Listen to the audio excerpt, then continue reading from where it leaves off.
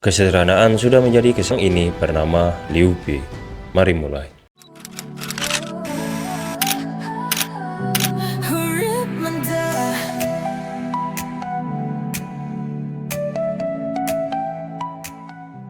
Liu Bei lahir pada tahun 161 Masehi di wilayah Zhuo. Nama lengkapnya adalah Liu Bei Xuande. Terlahir dari pasangan suami istri bernama Liu Hong dan ibu yang tidak tercatat secara resmi. Ayah Liu Bei merupakan keturunan langsung dari Pangeran Jing di wilayah Zhongshan. Dengan garis darah demikian, Liu Bei adalah keturunan dari kerajaan dinasti Han dan membuatnya secara teknis menjadi anggota keluarga kekaisaran. Namun, garis keturunannya sudah begitu jauh sehingga status itu tak lebih dari sebuah catatan sejarah yang terlupakan. Ayahnya Liu Bei yang bernama Liu Hong meninggal di saat Liu Bei masih kecil. Tumbuh dewasa tanpa figur seorang ayah membuatnya untuk hidup dari menjual sandal jerami serta tikar dari tumbuh-tumbuhan. Sejak muda ada sesuatu yang istimewa dalam diri Liu Bei. Catatan sejarah menggambarkannya sebagai seorang pribadi yang tenang, murah hati, dan memiliki karisma alami sebagai seorang pemimpin. Liu Bei tidak menunjukkan emosinya dengan mudah, tetapi menarik orang-orang berbakat dan kesatria berada di sisinya. Keren Bang Liu Bei ini. Ketika kekacauan serban kuning meletus, panggilan untuk membela kekaisaran bergema di seluruh pelosok negeri Tiongkok. Disinilah takdir mempertemukan Liu Bei dengan dua orang yang akan menjadi pilar hidupnya. Pertama, Liu Bei bertemu dengan Guan Yu, seorang buronan yang gagah berani, dihormati karena kesetiaan dan kehebatannya dalam bertarung. Kedua, bernama Zhang Fei, seorang penjual daging yang kaya raya, berwatak keras seperti api, namun memiliki hati yang sangat tulus. Liu Bei merasakan adanya ikatan kuat. Mereka tidak hanya menjadi seorang sekutu, tetapi bersumpah sebagai saudara hidup dan mati. Ada kisah yang cukup menarik. Di sebuah taman persik yang indah, mereka mengucapkan sumpah legendaris. Kami, Liu Bei, Guan Yu, dan Zhang Fei, meskipun tidak dilahirkan di hari yang sama, kami bersumpah untuk mati di hari yang sama. Kami memohon kepada langit dan bumi untuk menjadi saksi atas sumpah kami bertiga. Jika kami melanggar kebenaran atau melupakan kebaikan, biarlah langit dan manusia menghukum kami bersama. Itu merupakan sumpah mereka bertiga. Sumpah ini lebih dari sekedar aliansi militer. Ini adalah pondasi kuat dari segala rintangan yang akan datang dan akan menghampiri Liu Bei beserta kedua saudaranya. Dengan dana dari Zhang Fei dan beberapa kuda dari pedagang lokal yang terkesan dengan ketiga jenderal ini atau calon jenderal ini, Liu Bei berhasil membentuk pasukan kecilnya. Sang penjual sandal jerami ini telah berubah menjadi seorang pemimpin armada kecil, siap untuk melangkah maju ke medan perang dan menentukan nasib negara Tiongkok. Meskipun sukses di awal bukan berarti lancar untuk kedepannya. Dua dekade berikutnya dalam hidup Bang Liu Bei adalah sebuah kisah perjuangan tanpa akhir. Bang Liu Bei adalah seorang pemimpin tanpa tanah, seorang tuan tanpa rumah. Ronin mungkin. Liu Bei berpindah-pindah dari satu pelindung ke pelindung yang lainnya, mencari kesempatan serta pulang untuk mewujudkan visi dan misinya memulihkan dinasti Han. Ini adalah pola yang menyakitkan dalam perjalanan kehidupan Bang Liu Bei. Setiap kali Bang Liu Bei berhasil mendapatkan pijakan, takdir atau pengkhianatan akan merenggutnya kembali. Setiap mendekati keberhasilan selalu mengalami kegagalan. Namun, Bang Liu Bei tidak pernah menyerah. Di dalam keyakinannya, ada sebuah pondasi kuat yang tidak mudah untuk dihancurkan. Reputasinya sebagai seorang pemimpin yang bijak dan peduli pada rakyat menyebar luas ke seluruh provinsi Tiongkok kuno. Dan pertempuran menggulingkan Bang Dongzhuo. Mereka bertiga bergabung dengan aliansi Panglima Pemberontak. Di saat berkumpulnya para Panglima aliansi, di sini semua panglima memperkenalkan dirinya dari jabatan apa yang dipegang, jumlah pasukan, serta garis keturunannya. Semua satu persatu memperkenalkan diri. Dan tiba di saat giliran Bang Liu Bei. Liu Bei memperkenalkan dirinya sebagai pemimpin pasukan kecil dan berprofesi sebagai penjual sandal jerami. Sayangnya semua panglima di lokasi tersebut menertawakannya. Tapi ada satu yang tidak tertawa, yaitu Bang Cao Cao. Bang Cao Cao mempunyai firasat bahwa Bang Liu Bei ini bukan orang sembarangan. Di saat para panglima menertawakan Liu Bei, Cao Cao memberikan sedikit pidato sederhana. Semua yang ada di sini mempunyai tujuan yang sama, yaitu untuk menggulingkan sang tirani Dongzhuo. Jadi, kenapa kita saling menertawakan dan merendahkan satu sama lain? Liu Bei memiliki firasat yang sama dan memperingatkan kedua saudaranya yaitu Guan Yu dan juga Zhang Fei. Hati-hati dengan orang ini. Panglima Cao Cao sepertinya mempunyai kapasitas yang nggak bisa diremehkan. Bisa membaca situasi serta menurut kabar yang beredar di seluruh provinsi, Panglima Cao Cao pernah menjabat sebagai seorang petinggi di kerajaan Han. Dan Yu dan Zhang Fei mendengarkan nasihat kakaknya, kemudian diam sejenak. Kita kembali ke para panglima. Diskusi para panglima dimulai. Satu persatu panglima memberikan rencana penyerangan dan strategi militer. Tiba di giliran Panglima Cao Cao. Cao Cao memberikan saran untuk melakukan invasi di ibu kota Luoyang dengan metode serangan secepat kilat, dengan memecah fokus perhatian prajurit kerajaan Han melalui serangan dua arah dari gerbang depan serta pasukan tambahan dari utara. Sayangnya, semua panglima berbalik menertawakan strategi Bang Cao Cao. Dan mereka menganggap bahwa Bang Cao Cao terlalu terburu-buru. Di saat semua para panglima menertawakan Cao Cao, hanya Bang Liu Bei yang tidak tertawa. Guan Yu dan Zhang Fei diam menyaksikan kakaknya diam. Karena penasaran, Zhang Fei bertanya kepada kakaknya, "Kak Liu Bei, kenapa kakak tidak tertawa seperti beberapa panglima yang lainnya?"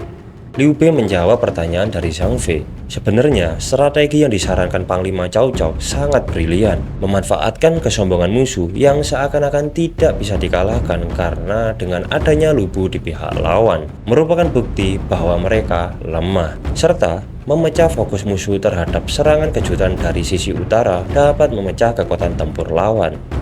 Guan Yu dan Zhang Fei mulai paham maksud kakaknya tentang hati-hati dengan Panglima Cao Cao. Kembali ke diskusi para panglima. Yuan Shao selaku pemimpin para panglima memulai melanjutkan diskusi pemberontakan. Yuan Shao bilang, tujuan kita adalah menggulingkan Dongzhuo. Kita harus menyelamatkan kerajaan Han dan membebaskan rakyat dari penderitaan. Semua panglima bersorak, kecuali Liu Bei, Guan Yu, Zhang Fei, dan juga Bang Cao Cao. Cao Cao mengamati semua panglima satu persatu dan menyadari bahwa menyelamatkan kerajaan Han dan membebaskan rakyat dari penderitaan hanyalah alibi para panglima ambisius yang ingin mendapatkan kekuasaan. Dalam pikiran Cao Cao, wah kalian ini modus parah kalian ini. Perhatian Cao Cao mengarah kepada ambisi sama sekali. Dari sini kita tahu ya kenapa Cao Cao bisa tertarik sama Bang Liu Bei. Dari awal dia masuk, yang hanya memperkenalkan dirinya sebagai seorang panglima dari prajurit kecil yang dipimpin oleh dua jenderal, Zhang Fei dan juga Guan Yu, dan menjelaskan profesinya sebagai penjual sandal jerami. Dikutip dari novel Romance of the Three Kingdoms, berita berkumpulnya para panglima di Sungai Henei di wilayah timur Laut Loyang sudah terdengar sampai di Istana Han. Di dalam istana, mulai berkumpul para jenderal Dongzhuo bersamaan dengan para prajurit terkuatnya. Dongzhuo datang dengan lubu di sisinya. Dongzhuo memimpin rapat adanya masalah penyerangan dari para panglima pemberontak. Di saat diskusi para jenderal istana semakin panas terkait adanya perlawanan dari para panglima, Lubu mengajukan diri untuk maju menghadapi semua para panglima pemberontak.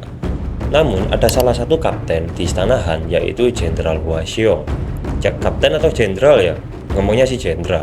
Hua Xiong selaku pemimpin pasukan kerajaan melarang Lubu untuk menghadapi para panglima. Hua Xiong bilang, "Tuan Dongzhuo, maafkan aku. Kenapa seorang naga harus turun untuk menghadapi sekumpulan panglima lemah? Biar hamba dan pasukan saya yang akan terjun ke medan perang membersihkan masalah kecil ini," ungkap Bang Hua Xiong. Dongzhuo menyetujui permintaan Hua Xiong. Hua Xiong memberi hormat kepada Dongzhuo dan kepada Jenderal Lubu. Pergilah Hua Xiong dan para pasukannya untuk pergi ke lokasi tempat para panglima pemberontak. Setibanya di dekat Sungai Henei, lokasi para panglima, Hua Xiong ini, si wadididau ini berteriak, "Keluarlah kalian para pengecut.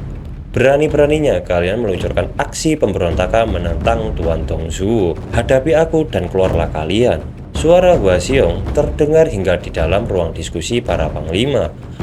Yuan Shao selaku pemimpin para panglima memberikan tawaran kepada panglima manapun yang bisa mengalahkan Hua Xiong. Yuan Shao bilang, siapapun panglima yang ada di ruangan ini yang bisa mengalahkan Hua Xiong akan mendapatkan hadiah serta kehormatan. Panglima pertama yang saya tidak tahu namanya mengajukan diri dan Bang Yuan Shao menyetujuinya.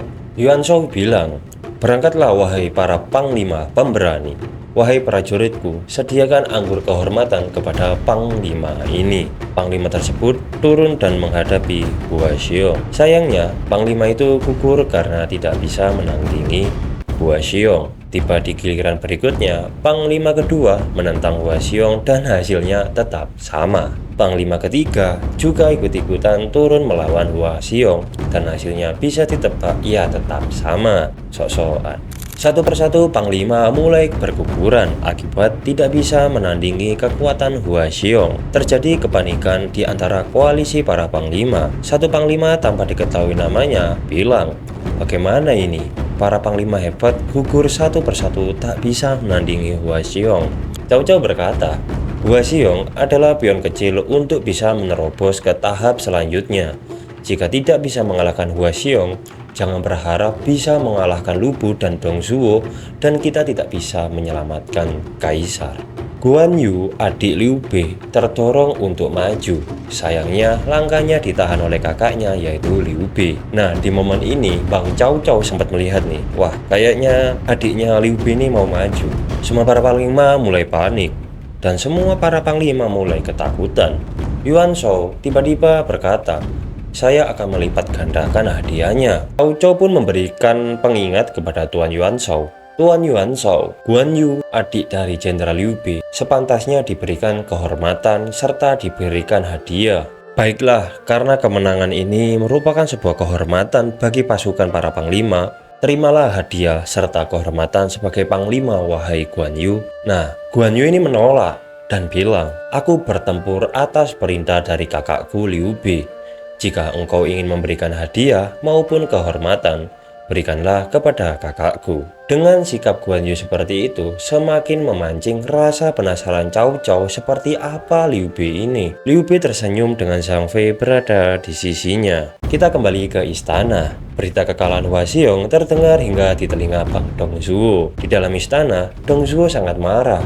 Siapa nama panglima yang bisa mengalahkan komandan terkuatku itu? Seorang prajurit melaporkan, maafkan hamba Tuan Dong Zhuo, hamba mendapatkan laporan bahwa yang berhasil mengalahkan Tuan Hua Xiong adalah saudara dari Panglima Liu Bei bernama Guan Yu. Lu Bu bertanya kepada prajurit tersebut, siapa Guan Yu itu? Prajurit tersebut menjawab, maafkan hamba Jenderal Lu Bu, saya hanya pada anak panah itu ada sebuah surat, dan surat tersebut diambil oleh Yuan Shao.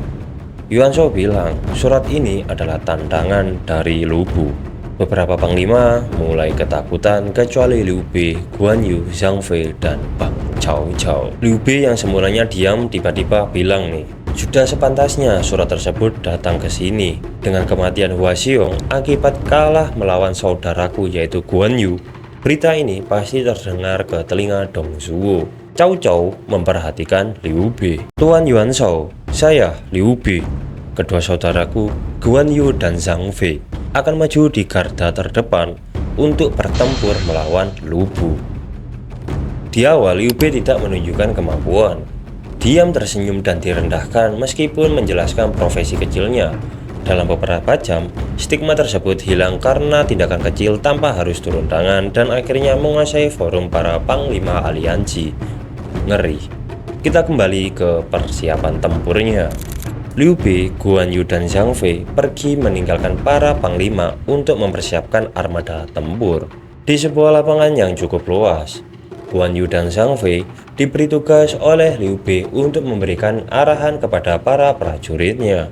Ribuan prajurit berkumpul. Di hadapan para prajurit, Guan Yu memberikan pidatonya. Musuh yang akan kita hadapi bukanlah musuh yang ringan. Kita akan berhadapan dengan pasukan khusus kerajaan yang dikomandoi oleh Jenderal Lu Bu. Kali ini kita bisa saja kehilangan nyawa. Peluang menang dalam pertempuran ini sangatlah kecil. Siapapun yang tidak ingin kehilangan nyawa atau takut, silakan mundur dari barisan. Jika kalian masih ingin ikut serta dalam pertempuran dan rela kehilangan nyawa, Aku, Guan Yu, saudaraku Zhang Fei, dan kakakku Liu Bei bersumpah bahwa kalian semua adalah saudara kami. Seluruh pasukan bersorak menunjukkan semangat tempur yang luar biasa. Liu Bei tersenyum bersama kedua saudaranya. Dari kejauhan mereka tidak tahu kalau Cao Cao sedang mengamati. Guan Yu sedang mengatur strategi menggunakan permainan papan berupa Weiqi. Cao Cao datang menghampirinya dan duduk di depannya.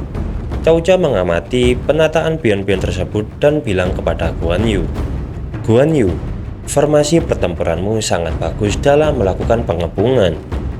Nah, Guan Yu ini tersenyum dan bilang, "Ini adalah permainan sederhana, Tuan Cao Cao, dan saya hanya diberikan tugas oleh kakakku untuk mempersiapkan pertempuran." Cao Cao tersenyum dengan ciri khasnya dan bilang, dengan Guan Yu menjawab dengan senyuman, "Terima kasih atas pujianmu, Tuan Cao Cao. Aku di sini hanya untuk kakakku. Kakakku Liu Bei tidak pernah memanfaatkanku dan berbohong kepadaku. Jika kakakku berbohong dan hanya memanfaatkan diriku tanpa berbicara tentang kebenaran, dari dulu sudah lama aku tinggalkan." Ini adalah momen di mana Cao Cao begitu kagum dengan kesetiaan yang dimiliki Guan Yu. Cao Cao berencana untuk merekrut Guan Yu sebagai jenderalnya, namun usahanya gagal karena kesetiaan Guan Yu hanya untuk Liu Bei. Dari momen ini kita bisa belajar bahwa kesetiaan tidak akan hilang jika saudara tidak hanya dimanfaatkan, dibohongi, atau dijadikan sebagai batu pijakan untuk menggapai kekuasaan. Ngeri kali Bang Guan Yu ini ya. Kembali ke Bang Liu Bei. Liu Bei sedang berlatih pedang dan mempersiapkan diri untuk pertempuran. Cao Cao datang menghampirinya. Liu Bei memberi hormat kepada Cao Cao. Liu Bei bertanya, "Ada keperluan apa, Panglima Cao Cao? Seorang panglima besar sepertimu tidak pantas untuk datang ke tempatku yang kotor ini." Cao Cao menjawab dengan senyuman khasnya, "Sudahlah Tuan Liu Bei, Anda tidak perlu merendah di hadapanku. Anda sekarang adalah panglima besar." Liu Bei menjawab, "Terima kasih atas pujiannya, Tuan Cao Cao." Cao Cao bilang, "Bagaimana kalau kita berlatih tanding, Liu Bei?" Terjadi latihan tanding sembari ngobrol tentang rencana penyerangan. Liu Bei setuju dengan rencana Cao Cao tentang penyerangan di ibu kota Luoyang dengan memecah kekuatan tumper musuh menjadi dua. Cao Cao berterima kasih kepada Liu Bei dan sangat terbantu karena Liu Bei menawarkan diri untuk berhadapan dengan Lu Bu di depan gerbang Hulao. Nah, kejadian ini menjadi awal mula Cao Cao dan Liu Bei menjadi lebih dekat. Hari pertempuran. Liu Bei dan pasukannya berhadapan dengan pasukan Lu Bu di depan gerbang Hulao. Cao Lu Bu pergi dari pertempuran. Hasil dari pertempuran ini bisa dibilang seri, tidak ada yang menang maupun kalah. Pertempuran Lu Bu dan Liu Bei beserta saudaranya menjadi sebuah kabar burung yang kemudian menyebar ke provinsi Tiongkok. Sama seperti kisah video sebelumnya, ibu kota Luoyang terbakar habis akibat penyerangan dari Panglima Sun Jian dan serangan kilat dari Panglima Cao Cao. Kisah pertempuran ini ditutup dengan bubarnya aliansi para panglima akibat tidak ada keselarasan dalam menghadapi Dong Zhuo. Dalam beberapa bulan, para panglima mulai membentuk armada tempurnya sendiri, begitu pula dengan Liu Bei. Liu Bei membentuk pasukannya dengan bendera Shu sebagai landasan negaranya dan para prajuritnya. Ada beberapa kisah menceritakan Cao Cao pernah berkunjung ke wilayah Liu Bei. Cao Cao disambut hangat oleh Liu Bei. Terjadi obrolan sederhana yang kemudian berakhir menjadi ketegangan. Cao Cao, Jenderal Liu Bei, Anda sekarang luar biasa, sudah mempunyai prajurit sebanyak ini. Liu Bei, pasukan saya tidak sepadan dengan pasukan Anda yang berjumlah 100.000 prajurit, Tuan Cao Cao. Cao Cao tertawa seperti biasanya dan dia berkata, "Dulu akan memulainya dengan 5.000 pasukan kok. Sama saja." Keduanya tersenyum. Liu Bei bertanya kepada Cao Cao, "Apa yang membuat Anda datang jauh-jauh berkunjung ke sini, Jenderal Cao Cao?" Cao Cao menceritakan semuanya kepada Liu Bei terkait adanya kemunafikan, seperti halnya Panglima Yuan Shao dan Panglima Sun Jian. Dalam dialog tersebut, Cao Cao bertanya kepada Liu Bei, "Siapakah yang pantas disebut pahlawan sekarang, Jenderal Liu Bei?" Liu Bei menjawab, "Semua panglima adalah pahlawan, Cao Cao. Kau salah. Yang pantas disebut pahlawan adalah engkau dan aku. Kita berdua mempunyai banyak kesamaan," ungkap Cao Cao. Liu Bei menjawab ucapan Cao Cao, "Aku tidak sepertimu. Aku hanya menjalankan tugasku untuk membela negara dan kerajaan Han." Cao Cao menjawab, "Jangan membual kau Liu Bei. Aku tahu di dalam dirimu kau sama denganku yang ingin kekuasaan juga." Kelima tahun berlalu dalam pengembaraan. Pasukan Liu Bei, Guan Yu, dan Zhang Fei mulai tumbuh menjadi kekuatan yang patut diperhitungkan. Liu Bei sendiri telah diakui sebagai seorang jenderal besar. Namun, Liu Bei tahu pasukannya tidak memiliki arah. Liu Bei membutuhkan otak, seorang penasehat jenius yang mampu melihat menembus kabut kekacauan zaman. Takdir membawa Liu Bei ke provinsi Jing, di mana Liu Bei mendengar adanya sebuah kabar burung dan sebuah nasihat yang mengubah jalan hidupnya selamanya. Liu Bei bertemu dengan seorang cendekiawan yang bernama Sima Hui. Sima Hui memberitahunya, sarjana biasa takkan mampu memahami arus zaman ini. Hanya mereka yang brilian yang bisa mengendalikannya. Sima Hui kemudian menyebut dua nama yang akan menjadi legenda. Julukannya adalah Naga Tidur dan Phoenix Muda. Menemukan salah satu dari mereka sudah cukup untuk memenangkan seluruh kekaisaran, kata Sima Hui sang cendekiawan. Naga Tidur itu adalah Zhuge Liang dengan nama kehormatan Gong Ming, seorang ahli strategi brilian yang memilih hidup dalam pengasingan di sebuah pondok jerami sederhana. Zhuge Liang masih muda dan belum teruji, namun pikirannya menyimpan visi besar untuk masa depan Tiongkok. Didorong oleh kebutuhan yang mendesak, Liu Bei memutuskan untuk mencarinya. Momen yang terjadi selanjutnya menjadi salah satu kisah yang paling legendaris dalam sejarah Tiongkok. Liu Bei, seorang panglima besar keturunan kaisar, datang 3 kali ke pondok seorang pertapa muda. Dengan kesabaran dan kerendahan hati yang luar biasa, Liu Bei membuktikan bahwa menghargai kebijaksanaan jauh lebih tinggi di atas status maupun pangkat. Pada kunjungan pertama, Liu Bei tidak bertemu. Pada kunjungan kedua, Liu Bei juga tidak bertemu. Pada kunjungan ketiga, akhirnya Liu Bei bisa bertemu dengan sang penasehat, yaitu Zhuge Liang. Liu Bei disuruh masuk oleh Zhuge Liang. Di pondok sederhana itu, Zhuge Liang memaparkan rencana sebuah cetak biru yang jenius menuju kemenangan. Zhuge Liang berkata, "Jangan bersaing dengan Jenderal Cao Cao di utara. Jenderal Cao Cao terlalu kuat dan menguasai istana sepenuhnya. Dan jangan melawan Jenderal Sun Quan di selatan, karena keluarga Sun Quan telah menguasai 3 generasi di sana." Liu Bei berkata kepada Zhuge Liang, "Kalau saya tidak menyerang Cao Cao atau menyerang Sun Quan, lantas siapa yang harus saya serang?" Zhuge Liang sang penasehat memberikan saran, "Saya menyarankan Anda untuk mengambil alih provinsi Jing sebagai basis operasi militer utama. Kemudian rebut provinsi Yi yang kaya akan sumber daya di barat sebagai fondasi kedua. Bentuk aliansi yang kokoh dan penuh dengan kejujuran dengan Sun Quan untuk menahan Cao Cao. Tunggu hingga kesempatan muncul dari utara, lalu luncurkan serangan dari 2 arah melalui provinsi Jing dan provinsi Yi." Ini adalah strategi yang dimiliki Zhuge Liang dan disampaikan kepada Liu Bei. Liu Bei untuk pertama kalinya dalam 20 tahun dalam pengelolaannya, dalam setelah pertempuran melawan Dong Zhuo, pertempuran melawan Lu Bu, dan bisa membangun armada tempurnya, akhirnya memiliki arah yang jelas. Liu Bei menjadi jenderal besar. Cao Cao menjadi jenderal besar, Sun Quan juga menjadi jenderal besar.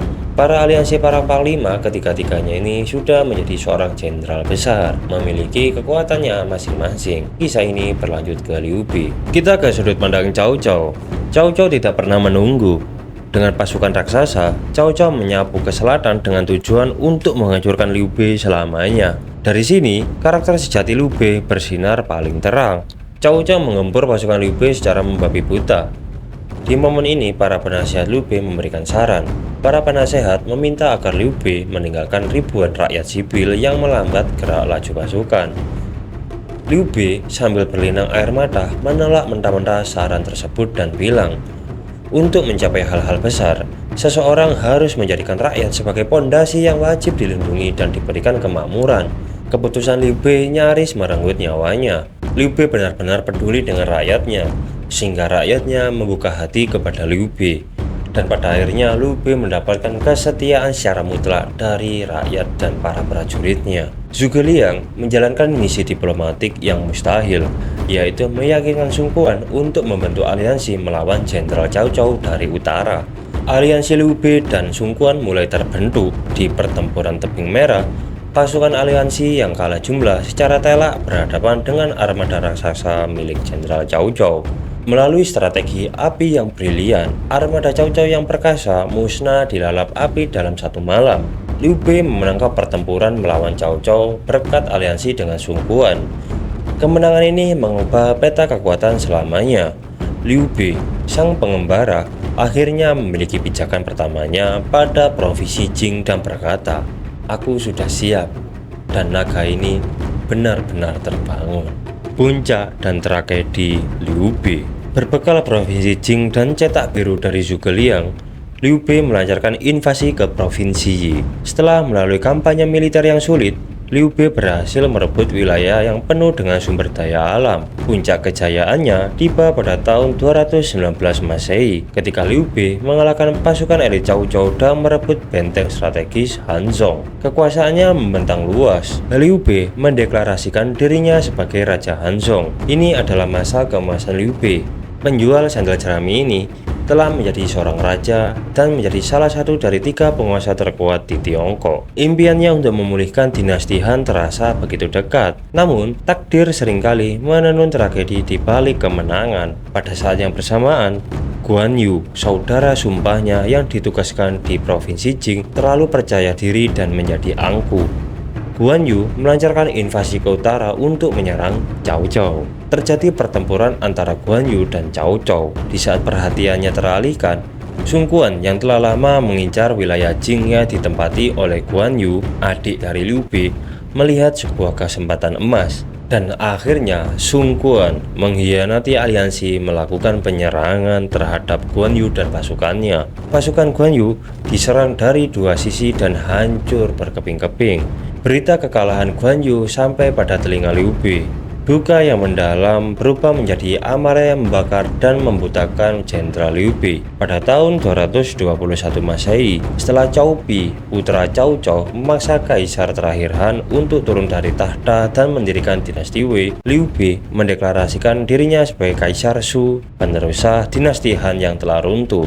Namun, tindakan pertamanya sebagai kaisar bukanlah menyerang Wei, musuh ideologisnya. Tindakan pertamanya adalah membalas dendam kepada Sun Quan. Pada saat ini, Liu Bei itu udah gak peduli sama nasihat bijak yang disampaikan oleh Zhuge Liang dan juga Zhao Yun, sang jenderalnya. Liu Bei mengerahkan seluruh kekuatan Shu dalam sebuah invasi besar-besaran di kerajaan Wu milik Sun Quan. Di pertempuran Yiling, pasukan Liu Bei yang kelelahan serta salah posisi dijebak kemudian dimusnahkan oleh serangan api dari pasukan Sun Quan. Liu Bei menderita kekalahan total. Warisan sang kaisar hancur oleh kekalahan. Di saat-saat terakhirnya, Liu Bei memanggil perdana menterinya yang paling setia dan brilian, yaitu Zhuge Liang. Salah satu adegan paling mengharukan dalam sejarah Tiongkok, Liu Bei mempercayakan seluruh masa depan kerajaannya kepada Zhuge Liang. Dengan nafas berat, Liu Bei berkata, "Bakatmu 10 kali lipat dari bakat Cao Pi, putra Cao Cao. Kamu lebih brilian dan bijaksana. Kamu pasti bisa mengamankan negara ini. Jika putraku Liu Shan bisa dibantu, maka bantulah dia. Namun, jika Liu Shan terbukti tidak kompeten dalam memimpin kerajaan, kamu boleh mengambil alih tahta untuk dirimu sendiri, Zhuge Liang," ungkap Liu Bei.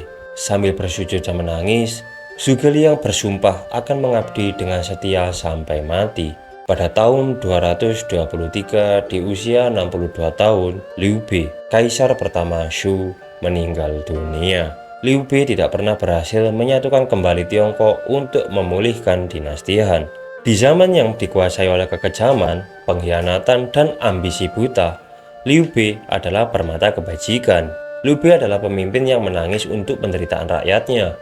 Liu Bei lebih memilih mempertaruhkan nyawanya daripada meninggalkan mereka yang tak berdaya. Liu Bei adalah bukti hidup bahwa kerendahan hati dapat menarik kejeniusan. Kesetiaan mampu membangun persaudaraan yang lebih kuat dari baja.